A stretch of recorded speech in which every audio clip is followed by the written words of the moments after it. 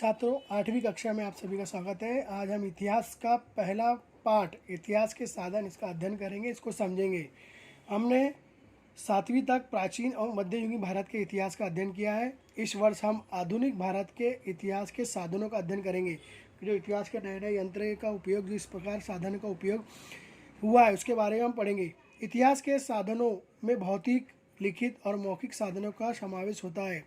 और जो इतिहास के साधन है, इसमें निम्न रूप से जो भौतिक साधन होते हैं, लिखित साधन, मौखिक साधन। भौतिक साधन जो भवनों के हो, संग्रहालय हो, वस्तु है, इसका इसमें जिक्र होता है।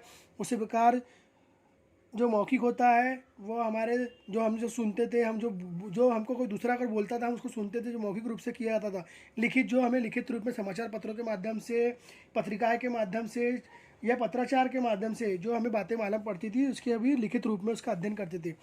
अब इस भांति हम आधुनिक तकनीक विज्ञान पर आधारित दृश्य, श्रव्य तथा दृश्य श्रव्य साधनों का भी समावेश होता है। उसी प्रकार हम आधुनिक भारत में जो नई नई तकनीकें उपयोग हुई, आधुनिक जो तकनीकें और विज्ञान में जो नए नए प्रकार के यंत्रों का, नई नई प्रकार की जो चीज़ें हैं, उसका हमने आधुनिक भारत में उपयोग किया। विज्ञान ने बहुत सारी खोजें की, नए नए तंत्रों के, अनेक प्रकार के चीज़ों की जो खोज की, उसके बारे में पढ़ेंगे। उस प्रकार किस प्रकार हम दृश्य श्रव्य, जिसको देख सकते हैं, जिसको सुन सकते हैं, उसी प्रकार दृश्य श्राव्य, जिसको देख भी सकते हैं, सुन भी सकते हैं, ऐसे साधनों का समावेश इसमें होता है। इसको हम पढ़ेंगे। पहला है भौतिक साधन। भौतिक साधन इतिहास के भौतिक साधनों के विभिन्न वास्तुओं, सिक्कों, प्रतिमाओं और पदकों आदि साधनों का समावेश किया जाता है। भौतिक साधन में जो होता है, इसमें जो इतिहास की जो पुरानी वस्तुएं हैं, जो वास्तु है, पुराने जो सिक्के थे, जो पुराने ज़माने में चलते थे, प्राचीन काल में चलते थे, मध्ययुगीन में चलते थे, जो प्रतिमाएं थी पुरानी, जो हमारे स्वतंत्र वीरों के, स्वतंत्र संग्रामियों के, राजाओं के, अंग्रेजों के, बहुत सारी जो प्रतिमा, उसका अध्ययन करेंगे। जो पादुकों आदि साधनों का उपयोग इस भौतिक साधन में किया जाता है। भवन और वास्तु। आधुनिक भारत का इतिहास का कालखंड यूरोप के और विशेष रूप से अंग्रेज सत्ताधीशों और भारतीय रियासतदारों की शासन व्यवस्था का कालखंड माना जाता है। जो आधुनिक भारत का जो इतिहास है कि जो यूरोप और विशेष रूप से जो अंग्रेज सत्ताधीश थे, अंग्रेज के जो अधिकारी लोग थे, राजा थे, जब उनका अपने भारत में जब उनका राज्य था, जो सत्ताधीश थे, और भारतीय रियासतदार, भारतीय जमींदार, यह दोनों का जो कालखंड है, संयुक्त रूप से जो इनकी शासन व्यवस्था थी, इस कालखंड को ऐतिहासिक कालखंड भी माना जाता है, आधुनिक कालखंड भी माना जाता है। इस कालखंड में विभिन्न भवनों, पुलों, सड़कों, फव्वारों जैसे वस्तुओं का निर्माण किया गया। और जो इस कालखंड था, आधुनिक कालखंड में, जो बहुत सारे जो नए नए बड़े बड़े भवन बनाए गए, कार्यालय बनाए गए, पुल बनाए गए, नई सड़कों का निर्माण किया गया, लोगों को पानी पीने के लिए प्याऊ बनाए गए, जगह जगह खेतियों में पानी जाने के लिए फव्वारे बनाए गए। अनेक ऐसी वस्तुओं का निर्माण इस कालखंड में किया गया जो लोगों के लिए उपयोगी चीज़ें थी। यह सभी चीज़ों का निर्माण भी इस कालखंड में किया गया है। इन भवनों में प्रशासनिक कार्यालयों, नेताओं तथा क्रांतिकारियों के आवास, रियासतदारों के रजवाड़े, किले, कारावासों जैसी इमारतों का समावेश होता है।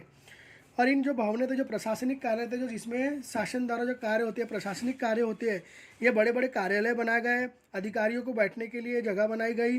नेताओं तथा क्रांतिकारी, जो नेता थे उस जमाने के, हमारे कालखंड के, उस रूप के, वो हमारे जो क्रांतिकारी थे, अधिकारियों, नेताओं तथा क्रांतिकारियों के आवास, जो अधिकारी थे, नेता थे, क्रांतिकारियों, इनके जो घरों का निर्माण किया गया, बड़ी बड़ी इमारतों का निर्माण किया गया, यह सभी समावेश इसमें होता है। भवन और वस्तुओं में, इन वस्तुओं में अनेक भवन अथवा इमारतें आज भी अच्छी स्थिति को देखने मिलती है। और जो उस कालखंड में जो वस्तुओं का निर्माण किया था, भवनों का निर्माण किया गया था, इमारतों का निर्माण किया था, आज भी हम उसको अच्छी तरह से, अच्छी स्थिति को देखने को हमको मिलती है। यदि हम कोई पुरानी जगह जाते हैं घूमने, ऐतिहासिक जगह जाते हैं, तो हमें वहाँ किलो, जो उस जमाने, उस कालखंड में किलों का निर्माण किया गया था, वो हम आज भी देख सकते हैं, जो अच्छी स्थिति में देखने लायक है। कुछ वास्तुओं को राष्ट्रीय स्मारक के रूप में भी घोषित किया गया है। और जो कुछ जो वस्तुएं हैं, कुछ जो किले हैं, बहुत सारी जो जगह है, जिसको हम राष्ट्रीय, जो भारत सरकार द्वारा उसको राष्ट्रीय स्मारक के रूप में घोषित किया गया है, जो आज भी अच्छी स्थिति में हमको देखने को मिलती है। लोग वहाँ बाहर से, विदेश से भी उसको देखने के लिए भारत में आते हैं। जैसे अंडमान की सेकुलर जेल, जो अंडमान सेकुलर जेल है, जहाँ पे वीर सावरकर जी को रखा गया था, स्वतंत्र वीर सावरकर के जी को रखा गया था, उसको संग्रहालय के रूप में स्थापित किया गया है। वहाँ लोग उसको देखने आते हैं। यदि हम इन वास्तु स्थानों पर जाते हैं तो हमें तात्कालिक इतिहास, स्थापत्य शास्त्र, वास्तुओं के स्वरूप के आधार पर तकनीकी आर्थिक संपन्नता के विशेष रूप से जानकारी मिलती है। यदि हम इस जगह घूमने जाते हैं, इनको देखने जाते हैं, तो हमको जो वहाँ का जो इतिहास था उस समय का, उसके बारे में जानकारी मिलती है। वहाँ कैसे थे, वास्तु किस प्रकार थी, वहाँ का स्वरूप कैसा था, आर्थिक संपन्नता आदि बातों की जानकारी हमको उन चीज़ों के माध्यम से देखने से, पढ़ने से मिलती है।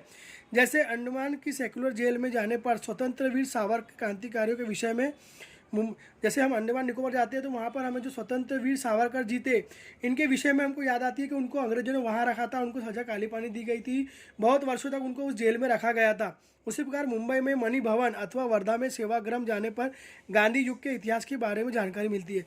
यदि हम मुंबई जाएंगे तो वहाँ मणि भवन है, वर्धा में सेवाग्राम आश्रम है, जहाँ बहुत सारे लोग आज भी आते हैं सैलानी घूमने के माध्यम से, ऐतिहासिक बातों को जानने के माध्यम से, विदेश के लोग भी आते हैं।